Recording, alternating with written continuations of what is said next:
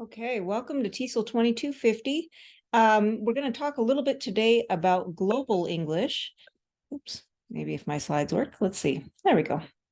So we'll talk a little bit today about what global English is, and related to those ideas, intelligible speech and developing an intelligible ear, and some qualities of global English. So global English is English that's used to communicate with people from different countries who have different language backgrounds. And another name for global English that you may have heard is international English or English as a lingua franca. So if we think back to Kachru's circles that we see here of world Englishes, this often involves the expanding circle of English users, communicating with those in the outer circle and the inner circle as well too, and back and forth. So the goal here is to find a form of English that's mutually intelligible among many varieties. And because English is expanding so much around the globe and so many different varieties of English are developing, it's not just the USA and the UK and Canada and Australia and New Zealand anymore. And a lot of people have called into question whether we should use those as the standard, considering that so many people learn different varieties of English. So because our varieties of English have changed so much and have developed in various different ways, people have been looking for an international English or a global English that's mutually intelligible among a variety of different forms of English. So related to this idea of global English is developing intelligible speech. So if you're an English language teacher, particularly with respect to pronunciation, and we're going to read an article about teaching English language learners pronunciation. If you're a teacher, you want to be able to focus on those pronunciation factors that are going to make speakers as intelligible as possible to a variety of English language users, not just English language users in the United States or in Canada or in the UK. So we want to find a form that other English users, as many as possible, can understand very easily. Related to the concept of what I said previously, intelligible speech, is developing an intelligible ear. Now, of course, as an English language teacher, we can teach our students to be as comprehensible as possible with respect to pronunciation and what we call standard grammatical forms. But it's up to the listeners as well to be able to develop an intelligible ear. Listeners need to learn to hear the different varieties of English enough so that they can understand them. And the best way to do this is to spend time with world Englishes, to spend time with a variety of different Englishes, so that you can hone your ear a little bit better toward hearing different varieties. Another thing is to care about global perspectives. You have to care about those other speakers who are using different varieties of English enough to be able to want to listen to what they have to say. And finally, be patient and focus. Oftentimes, if we're not really exposed to a variety of different dialects and varieties of English, we're kind of pigeonholed by only the narrow scope of the varieties that we understand. And this is very difficult, and it's unfortunate, right? So as you're trying to grasp or develop an intelligible ear, you have to really be patient and focus. The other thing you have to do is, widen your social circle. This can be, not only just, meeting people from the international sphere, but, also widening your educational sphere, work spheres, all these kinds of things, be in contact with different people who are using different varieties of English for yourself. As you spend time with more and more varieties of English, your ear becomes better at understanding things. Another thing, and this is a really good strategy, is to say, tell me more. So if, for example, somebody is using a variety of English you're not familiar with, and you're having a difficult time understanding, if you ask the person to repeat themselves, or if you say, what did you say exactly? They'll just repeat exactly what they said, but that's not going to help you understand any better. So you might be, just hearing the same sentence over again and still not understanding it.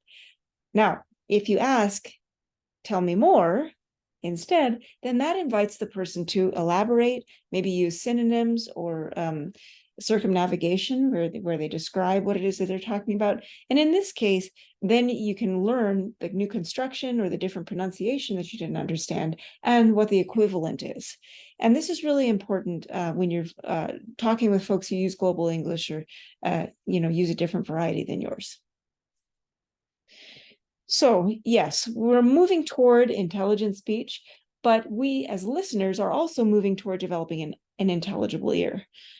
The combination of those two things mean that hopefully we can meet in the middle as English becomes more and more of a global language. So let's talk about some of the qualities of global English. Well, the big thing is clear pronunciation.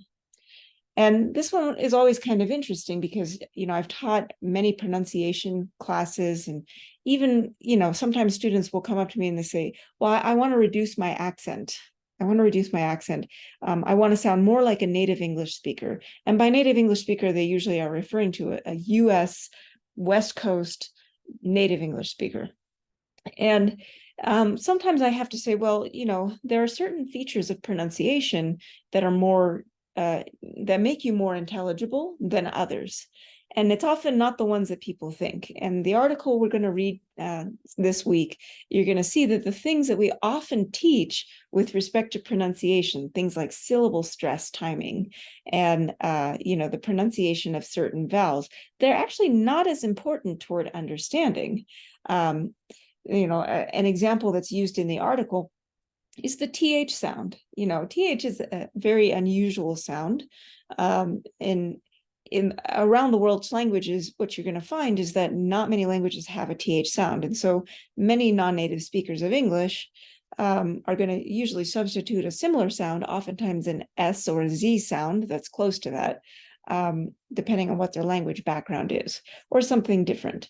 And what's interesting is that that's a very noticeable sound to a native English speaker.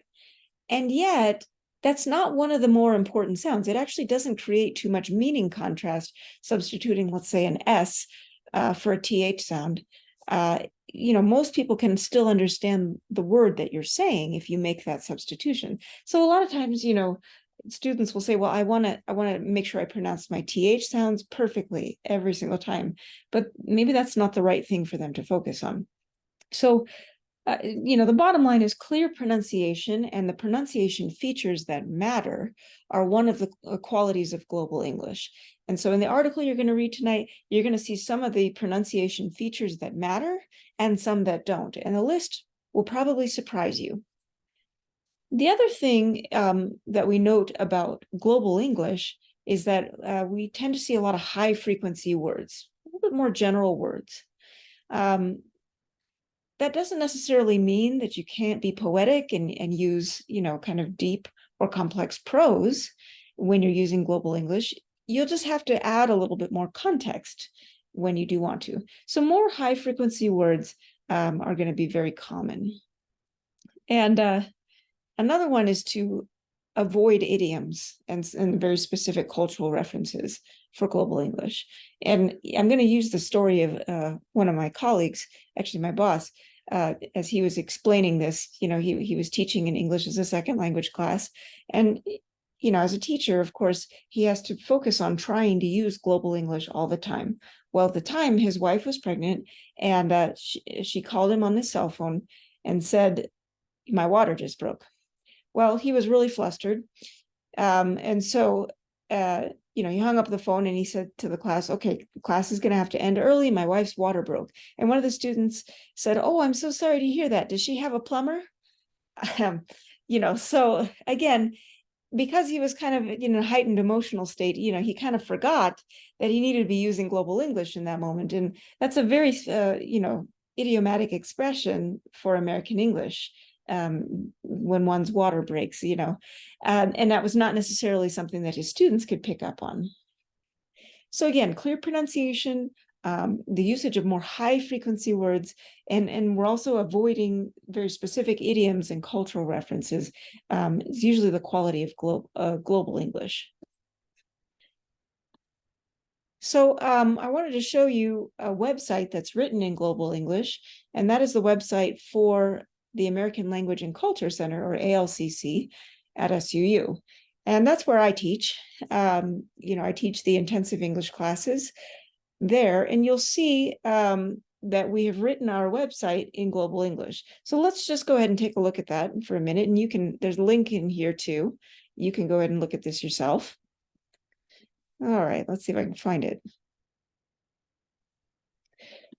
Okay, so here is our website, and it even says this on the side. This page has been written using Global English, which helps international visitors better understand the content. So this is an example of what Global English would look like. You'll notice, for example, high frequency words all throughout. If there is any kind of uncommon expression or phrase, it's usually explained. So let's take, for example, this phrase, experiential learning. Well, most people, who are learning English as a second language, international English users, may not know what this phrase means. In fact, many domestic students may not know what this phrase means. So it explains it in fairly simple language. Students complete projects by having experiences outside of the classroom.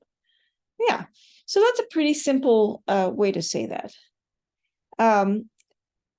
You'll see here that there's also a number of very short and simple sentences. Like if we take a look at this paragraph down here, it's in what we call topic comment structure.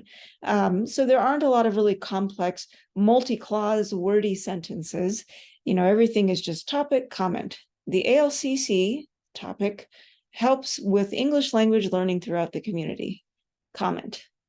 The ALCC topic teaches faculty and staff how to make information easier for international students to understand. Comment. The ALCC topic also has volunteer opportunities for people who want to help international students and learn more about teaching English language learners. So you see, the structure is almost exactly the same. It begins with the ALCC in all three sentences. There isn't anything very difficult to understand about it. Very few embedded clauses, and very little complexity to that. Okay, so it still gets the information out there, but it does it in a way that international users of English can understand. So you can take a look at that on your own as well. You may also, as you're looking through websites or just doing some research, you'd be surprised how many pages are written in Global English, particularly with respect to language learning and teaching. If you're looking at any website related to language learning and teaching, many of them are probably written in Global English. And if they're not, they should be. All right. So again, we looked at a variety of different features of Global English. Also developing an intelligible ear and developing intelligible speech, not intelligent speech, intelligible speech, and some qualities of Global English. So with that, I just want to make a quick note for this week. Make sure you're working on your synthesis report 1. That's due on October 8th. Okay, thanks very much. Have a great day.